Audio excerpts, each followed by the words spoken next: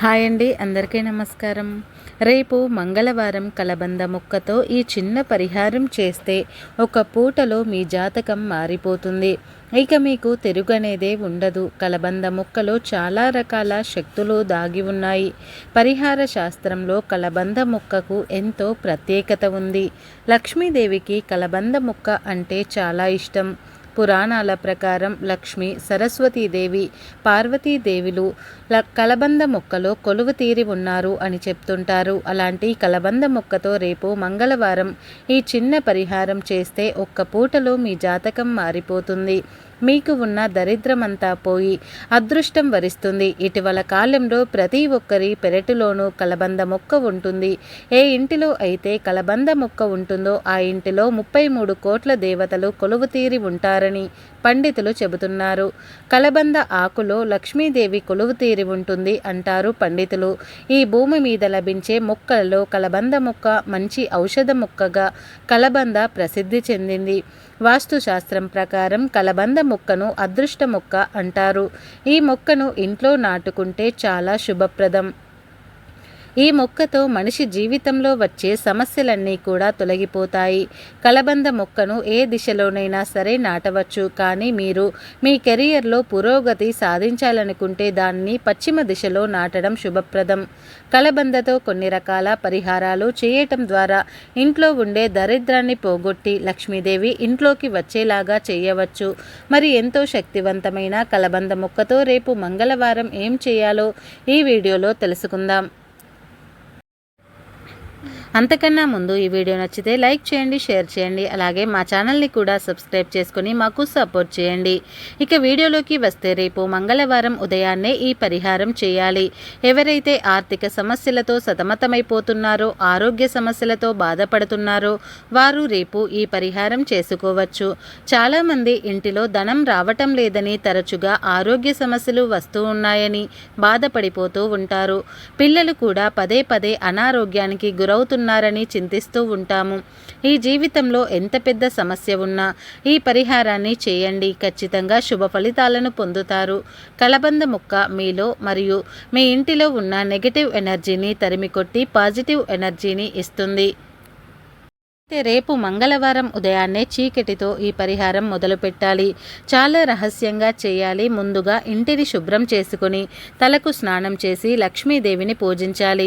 కొంతమంది మంగళవారం హనుమంతుడిని పూజిస్తారు. అలాంటి వారు హనుమంతుడిని పూజించే ఈ పరిహారం చేయాలి.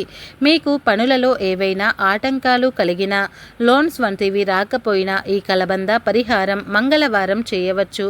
అయితే ఈ పరిహారం చేసే ముందు ఇంటిలో పూజ చేసుకోవాలి. పూజ పూర్తయిన తర్వాత మీ ఇంట్లో పెరిగే కలబంద మొక్క దగ్గరకు వచ్చి కొంచెం నీటిని పోయాలి. ఇక ఆ కలబంద మొక్క చుట్టూ ఏవైనా చిన్న చిన్న మొక్కలు ఏవైనా ఉంటే, చిన్న కలబంద మొక్కను ఉంటే తీసుకొని వాటిలో ఒక మొక్కని తెచ్చుకోండి. చిన్న కలబంద మొక్క అయితే ఈ పరిహారానికి సరిపోతుంది. ఈ మొక్కను శుభ్రంగా మట్టి లేకుండా కడిగి ఒక ప్లేట్లో పెట్టుకోండి. వేర్లతో సహా ఆ మొక్కను తీసుకోవాలి. మొక్కకు ఉన్న ప్రతి ఆకుకి పసుపు కుంకుమలతో బొట్టును పెట్టి లక్ష్మీదేవి పటం ముందు ఉంచాలి. దానితో పాటు ఒక నిమ్మకాయను కూడా తీసుకోండి. బాగా పండిపోయిన నిమ్మకాయను తీసుకోండి. అంటే ఎల్లో కలర్లో ఉన్న నిమ్మకాయను తీసుకోండి. కడిగి కలబంద మొక్క పెట్టిన ప్లేట్లోనే ఆ నిమ్మకాయను కూడా పెట్టి దానికి కూడా బొట్లు పెట్టండి. ఇక ఇప్పుడు ఒక రెడ్ క్లాత్ను తీసుకోండి. మంచి రెడ్ క్లాత్ను తీసుకొని దానికి 4 వైపులా బొట్టును పెట్టాలి. ఆ క్లాత్ను మధ్యలో పసుపు రాసి కలబంద మొక్కను, నిమ్మకాయను అందులో పెట్టాలి. అందులో కొంచెం తులసి కోటలోని మట్టిని కూడా వేయండి. తులసి కోటలో ఉన్న మట్టి వేయటం వల్ల మీ ఇంటిలో ఉన్న ప్రతికూల వాతావరణం అనుకూలంగా మారిపోతుంది. నిమ్మకాయ మరియు కలబంద ఎలాంటి దుష్ట శక్తుల్ని మీ ఇంటిపై ప్రభావం చూపించకుండా చేస్తాయి. ఇవన్నీ వేసి మూట కట్టి ధూపం చూపించాలి. ఇక ఆ మూటను ఇంటి బయట ఉంచాలి. మీ ఇంటి గేటుకు కానీ తలుపుకు కానీ కట్టి అలా వదిలేయండి. ఇక అదే రోజు సాయంత్రం 6 దాటిన తర్వాత ఆ మూటను తీసి మీ ఇంటికి దూరంగా పాతిపెట్టేయండి. ఇలా పాతిపెట్టడం వల్ల మీ జీవితంలో ఉన్న సమస్యలు దాదాపుగా తొలగిపోతాయి. కలబంద మొక్కను ఒక క్లాత్లో వేసి ఇలా మూట కత్తి పాతి పెడితే మీకు ఉన్న ఆర్థిక సమస్యలు తొలగిపోతాయి. అంతేకాదు మీపై, మీ ఇంటిపై ఉన్న నెగటివ్ ఎనర్జీ అంతా కూడా పోతుంది. మీ ఇంట్లోకి సానుకూల శక్తి ప్రవేశిస్తుంది. ఈ మూటను మట్టిలో పాతిపెట్టి వెనక్కి తిరిగి చూడకుండా ఇంటికి రావాలి. చాలా రహస్యంగా చేయాలి. స్నానం చేసి లేదా కాళ్ళు చేతులు కడుక్కొని ఇంట్లోకి వెళ్ళాలి. ఇలా చేస్తే చాలు, మీకు పట్టిన దరిద్రమంతా కూడా పోతుంది. లక్ష్మీదేవి అనుగ్రహం కలుగుతుంది. ఆరోగ్యపరంగా ఎదుర్కొంటున్న సమస్యలు కూడా తొలగిపోతాయి. కలబందం నిమ్మకాయకు పరిహార శాస్త్రంలో చాలా విశిష్టత ఉంది. ఈ రెండింటితో రేపు మంగళవారం ఎవరైతే ఈ పరిహారం చేస్తారో వారికి విపరీతమైన అదృష్టం పడుతుంది. వారి జీవితంలో ఉన్న సమస్యలనేవి ఒక్క పూటలో తొలగిపోతాయి. మరి ప్రతి ఒక్కరు కూడా రేపు మంగళవారం కలబంద ముక్కతో ఈ పరిహారం చేసి ఆర్థిక పరంగా, ఆరోగ్యపరంగా వృద్ధి చెందండి. మనలో చాలామందికి కలబంద విశిష్టత సరిగా తెలియదు. మన శరీరంలో రోగ నిరోధక శక్తిని పెంచడంలో కలబంద గ్రేట్గా పనిచేస్తుంది.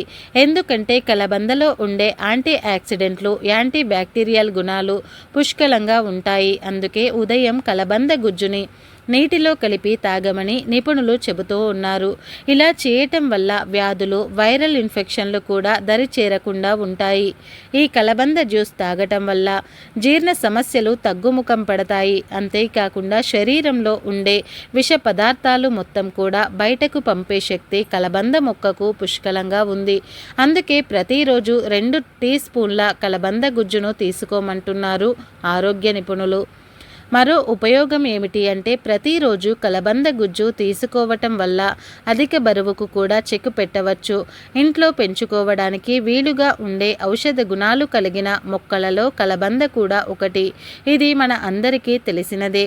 దీనిని చాలామంది ఇంట్లో పెంచుకుంటారు. మనకు వచ్చే అనేక రకాల రోగాలను నయం చేసుకోవటంలో కలబంద ఔషధంగా పనిచేస్తుంది.